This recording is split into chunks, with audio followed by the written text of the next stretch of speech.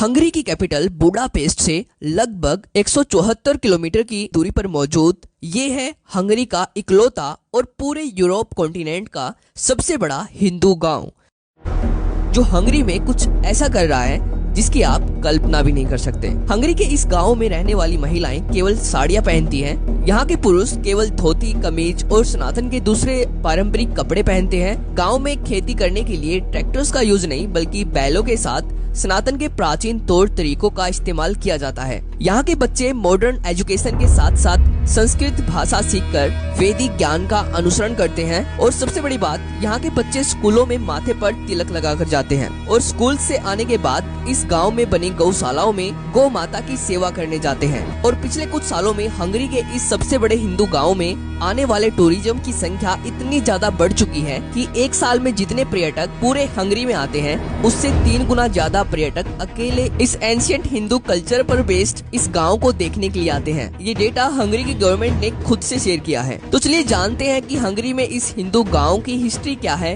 कैसे आज ये गांव हंगरी में इतना ज्यादा ट्रेंड कर रहा है, इसको किसने और क्यों बनाया, और जानेंगे कि कैसे यूरोपियन कंट्रीज में धीरे धीरे सनातन के एंशिएंट कल्चर की डिमांड बढ़ती जा रही है, जिससे इन देशों में सनातन के लिए एक बड़ी अपॉर्चुनिटी इंतजार कर रही है। तो इस वीडियो को पूरा जरूर देखना, बहुत सारी नई चीजों के बारे में आपको पता चलने वाला है। और अगर आपको ये वीडियो इम्पोर्टेंट लगती है तो वीडियो को लाइक करके इसको अपने रिलेटिव्स के साथ शेयर कर देना, जिससे इस वीडियो की रीच बढ़े और वीडियो ज्यादा से ज्यादा ऑडियंस तक पहुंचे। तो चलिए देखते हैं।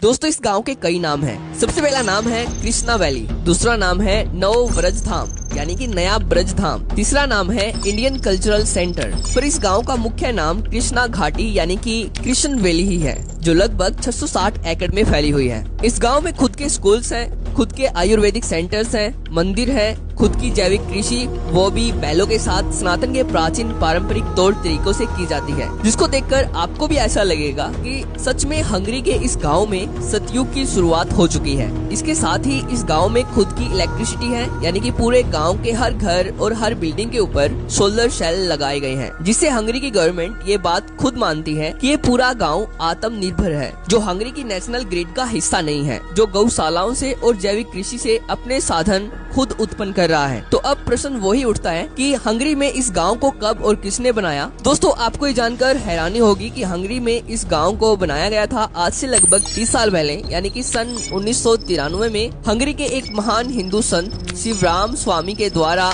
हंगरी में इस गांव की स्थापना की गई थी। और शिवराम स्वामी के निस्वार्थ भावना से किए गए सनातन के प्रति महान कामों को बताना शायद ही मेरे लिए इस वीडियो में पॉसिबल हो, क्योंकि अगर मैं इस महान संत के द्वारा किए गए सभी कामों को इस वीडियो में बताने लग जाऊं तो ये वीडियो 1 घंटे से ऊपर चली जाएगी। दोस्तों, शिवराम स्वामी का जन्म सन 1949 में हंगरी की कैपिटल बुडापेस्ट में हुआ था, और तब ये सनातन धर्म से दूर दूर तक कोई संबंध नहीं रखते थे। पर जब ये सन 1980 में लंदन आए तब इन्होंने भगवत गीता से प्रेरित होकर इस्कॉन को ज्वाइन किया और इस्कॉन के माध्यम से सनातन धर्म अपनाया और अपना सब कुछ छोड़ सनातन में एक साधु का जीवन अपना लिया और अपना सिंपल लिविंग और हाई थिंकिंग का मोटो बनाया, जो सनातन के वेदों से इंस्पायर्ड है। और इनको भगवत गीता इतनी ज्यादा पसंद आई कि हंगेरियन लैंग्वेज में भगवत गीता को ट्रांसलेट करने का पूरा क्रेडिट भी इन्हीं को दिया जाता है, जिसको पढ़कर बहुत सारे हंगरी के लोग सनातन धर्म अपना पाए हैं और इस हिंदू वैदिक गाँव में रहने के लिए प्रेरित हुए हैं, जिसके कारण साल 2009 में शिवराम स्वामी के कामों से खुश होकर हंगरी के उच्च शिक्षा और विज्ञान के तत्कालीन राज्य सचिव कैरोली मनहर्ज के द्वारा इनको हंगरी गणराज्य के गोल्ड क्रॉस ऑफ मेरिट से सम्मानित किया गया, जो हंगरी में दूसरा सबसे बड़ा पुरस्कार है। यह पुरस्कार शिवराम स्वामी के उत्कृष्ट और मूल्यवान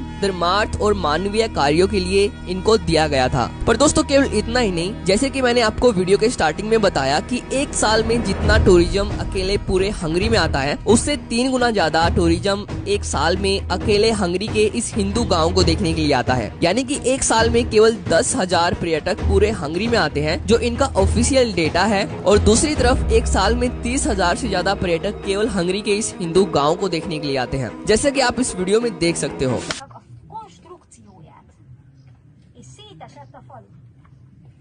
Mi veszettél belőle akkor?